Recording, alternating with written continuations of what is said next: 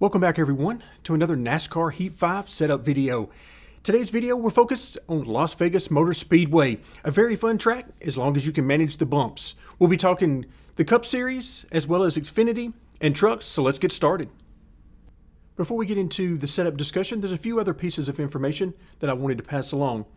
First, be sure to check out the video I did talking about NASCAR Heat 4 setups in NASCAR Heat 5. In the video, I talk about whether or not these Heat 4 setups work in Heat 5 and also my approach to setups in NASCAR Heat 5. Next, let's talk about tire wear settings. I generally work with normal settings, so normal wear and normal tire wear fall off. And the reason I do that is so that we can get a very good baseline, which is the most important thing for me to pass along to you guys. That way, if you're using more aggressive tire wear settings, more wear, less grip as the tires wear, then you'll know that you need to tighten the car up some in order to save the tires, in particular the right rear. If you're using less aggressive settings, which would be less tire wear, more grip in the tires as they wear, then you know that you can get by with running a little bit looser setup. So using normal settings for both tire wear as well as grip fall off allows me to create that baseline. I do enjoy using the other settings, particularly having the more aggressive settings and less grip as the fall off happens, but I think normal on both tire wear and fall off gives us a very good baseline. Also, the focus of my setups is on stability. I don't focus so much on single lap speed or worry about single lap qualifying type speed. I'm more interested in the race and having a good car from the beginning of the run through the middle of the run and then finishing up the run strong as the fuel wears out.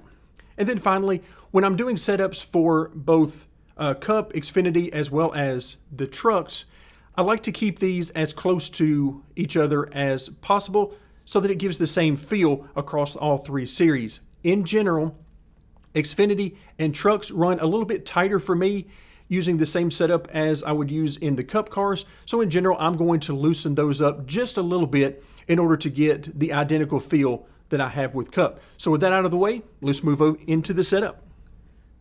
I'm going to do things a little bit differently in today's video. Instead of what I normally do by going through the Cup setup and then moving to Xfinity and trucks, since they are so similar to one another, and I've talked many times about how similar they are and how the setups I use among all three are very close, in some cases identical. So what I'm going to do is go through the Cup setup, and as I come to certain sections of the setup, I will mention that these are some things that I would normally look to change for Xfinity and or the trucks. So let's go ahead and get started with the shock settings. Here you notice that first and foremost, there is a very familiar feel to those of you who are familiar with the NASCAR Heat 4 setup for Las Vegas. This is going to look very familiar. And I didn't start off with that intent. I tested quite a few different, very different setups for this place, but nothing really worked as well as the feel that I got from NASCAR Heat 4. So that's how fond I am for the Heat 4 setup at this place, but I wanted to give you something a little bit different, so here we are. The shock settings, 5 on the bump, 3 on the rebound, and again, that's to keep things simple. I did that across the board, all 4 corners of the car. In Heat 4, it was 3 on the bump, 5 on the rebound. They both work very well for me, so play around with this. One thing I didn't have good luck with is getting very aggressive, and by aggressive, I mean higher numbers on the bump and the rebound. Now this is tied very closely to some other settings, particularly the front sway bar in the setup. But here, the lower the number, the better off I was on the handling. And if I got up too close to 10, 12, 15, and so on, then the ride quality basically went away and it wasn't worth messing with. So anywhere in that 3 to 5, 3 to 7 range is probably going to be okay. But as always, change it to make it fit what you're looking for. Then we move down to the weight settings, and this is one area that I would look to change when I move to Xfinity and the trucks. Left weight is always going to be maxed out at 54.2 because we're on an oval. No reason to run any less left weight than that. Front weight is at 50.5. Now this is probably pretty good across Xfinity and the trucks, but the wedge I would definitely reduce. I would start at 54% on Xfinity and the trucks and maybe even reduce it a little bit further than there. The reason being, Xfinity and the trucks generally run a little bit tighter, and reducing that wedge is a good way to allow the car to rotate more, to loosen up the car a little bit more. Front weight is also a very good way to loosen or tighten the car. If you lower the front weight percentage, that means you're putting less weight on the front, more weight on the rear tires, and it will help the car to rotate, make the car looser. Increasing the amount of front weight puts less weight on the rear tires, more weight on the front, and is going to make the car tighter. It also gives some much needed stability. So if you're finding that the car is just unstable, then increasing the front weight can definitely help in that regard. Now we'll move over to the spring settings. 1,000 and 1,200 on the front springs, 500 and 550 in the rear. My goal here, as with all of the setups, is first and foremost stability and balance. And this setup got me almost exactly where I wanted to be, meaning the tires wear on both the left sides and the right sides almost identically. In fact, at a couple of points while I was testing, I had to look at the left sides a couple of times because I thought I was looking at the same tire over and over. They were wearing so close with regards to not only the wear percentage, but also the tire temperature. So a very balanced setup, and we'll talk about one very easy way here in just a moment that you can loosen or tighten without changing the overall feel. In the front here, I decided to go with the maximum 1,200-pound right front spring just to give a little bit more stability that we always talk about with these setups. Reducing the right front spring will help the car to rotate more overall, and in particular, really help the entry. So if you're too tight on entry, then try dropping the right front spring to something around 1,150, 1,100 pounds, and so on. The left front spring, I like to leave around 1,000 pounds. That works well for me, but you can really adjust that up or down quite a bit without having a huge impact on this particular setup. But again, 1,000 pounds works well for me. If you want a little bit of a help on entry, maybe loosen up the car a little bit more, then try increasing the left front spring. Just be aware that increasing that left front spring will generally make the car tighter on corner exit. So as always, it's a trade-off. Moving on to the rear springs, only 50 pounds of rear spring split here, and that's simply mostly a function of the bumps. Over the bumps, we lose traction, and less rear spring split lessens the opportunity for the car to jump loose on you, particularly if you are a little loose or a little tight. Then having more spring split can really exacerbate that problem, particularly when you have bumps. So smaller split in the rear springs here really helps with the stability. However, it tightens up the exit of the corner. So if you want the car to turn more on corner exit, then you're going to need a bigger split in the rear springs. For example, you could raise the right rear spring up to around 600, or you could lower the left rear spring down to 450 or 400, or do both. Decrease the left rear and increase the right rear. That's definitely going to loosen the car up, but as always, make sure you're doing so with balance in mind, because over a long run, you're going to wear out the right rear tire if you're not careful. Tire settings. Didn't mess around with this a whole lot. 20s on the left, 50 and 49 on the right. You can get by using a little bit less, particularly on the right sides, to get a little bit more grip, a little bit more stability out of the car, but 50 and 49 worked perfectly well for me. Miscellaneous settings, +3 and a -3 on the left front and right front camber. You can get by with more or less camber here, but plus and -3 really worked well for me. In general, more camber will get you a little bit more grip to a certain point, and I feel like between 3 and 4 is about the level where it starts to drop off as far as how much it's helping you.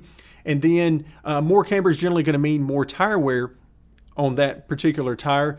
So be careful about going too high on your cambers. Front sway bar, 1.315, which is exactly what I used in a lot of places in NASCAR Heat 4. It just works. So I came back to it and have definitely been pleased that I did so.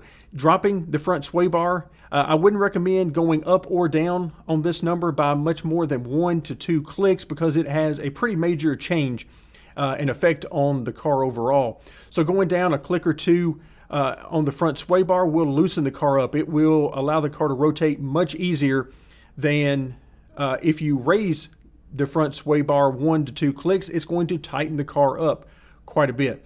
So this is another way to add stability, like we talked about with the front weight.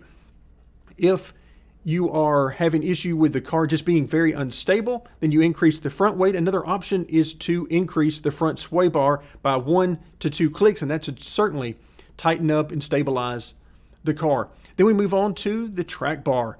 12 inches on the left, 11.5 inches on the right. This is definitely another area I would be looking to adjust in Xfinity and trucks. So right now, I basically have 3 options that are my go-tos when adjusting for Xfinity or trucks. The first we talked about is the wedge. Sometimes the front weight, just depending. I might lose a little bit of front weight and drop that number down a little bit. Also, the rear springs. Sometimes I will adjust those and increase those, maybe by 20 to 50 pounds, just depending on how tight the car is. And then the track bar. I will generally increase the track bar by anywhere from 1/4 of an inch to 1/2 inch on both the left and right-hand sides, because that frees the car up. In general, the higher the track bar overall, the looser the car will be, the more it will want to rotate. The lower the track bar overall, the tighter the car will be, and the less it will want to rotate. The left-hand side is generally used to help the corner entry. So if you're too tight on corner entry, then raising the left side track bar can help out with that. On the right side, we use that more for the exit of the corner. So if you're too loose on the exit, then drop that right side track bar a little bit. On the flip side of that, if you're too tight on corner exit, then raise the right side track bar. Then we move on to the brake bias. As has become my default to give you guys, just to keep it from getting too loose under braking, about 77% should be okay, but I expect that most of you are going to want to adjust that, and I heavily recommend practicing those green flag pit stops to get a good idea of what works best for you. Anywhere from about 73 to about 77 or even 80% seems to work okay. The higher the number, the tighter the car will be under braking, particularly heavy braking. And then the lower the number, the looser the car will be under braking. So the last thing I want to do is give you guys a very low brake bias and have you spinning out coming off the corner because you didn't bother to practice with the brake bias settings. Definitely practice and see what works best for you. Grill tape is basically an afterthought for me. As long as the engine doesn't overheat, then it really doesn't make any difference. Wheel lock and steering offset are at my defaults, 10 degrees for the wheel lock, 0.05 for the offset. This is what I've gotten used to, and it works very well for me. The wheel lock really helps to adjust the speed of the steering. If you want quicker steering, if you want the car to react quicker whenever you turn the steering wheel, then increase this number. I believe the defaults are somewhere in the 17 to 18 degree range, so try something like that or even higher.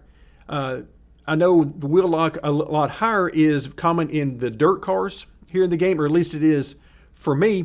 I've had good luck using 25 and even 30 on the dirt cars, but on the asphalt side of things, I prefer a slower steering, so that's why I'm down around 10 degrees or even lower can work better for some people. Steering offset is tied mainly to the amount of camber you have in the front end. The more camber, the more steering offset, if you don't want to turn as far to the right on the straightaways, because of course with that camber in the front end, it's going to want to pull hard to the left on the straights, and the steering offset helps to offset some of that. Just be careful about going too high with that number. You can introduce some instability in the car on the straightaways, and you definitely don't want to do that. And then last but not least is the gear settings. First through third gear, didn't mess with them at all because they are about what I would want to use anyway. The rear end ratio is at 3.4. You can get by using a little bit more gear here, something like a 345 and possibly even up to around a 350. However, 340 works really well for me. If I'm going for just flat out speed, I actually like to use a little bit lower number here, something around a 325, maybe even a 333.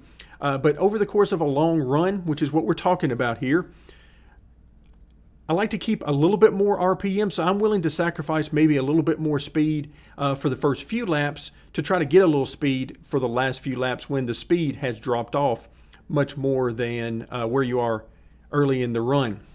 So that takes care of the setup today. As I mentioned earlier, the adjustments going from Cup to Xfinity to trucks, basically most of the time I go wedge, reduce the wedge. I might change the rear springs, although that would be probably the last of the 3 items that I would change, simply because you start messing around with the rear springs, or the front springs for that matter, you start changing the balance of the car and the feel of the car.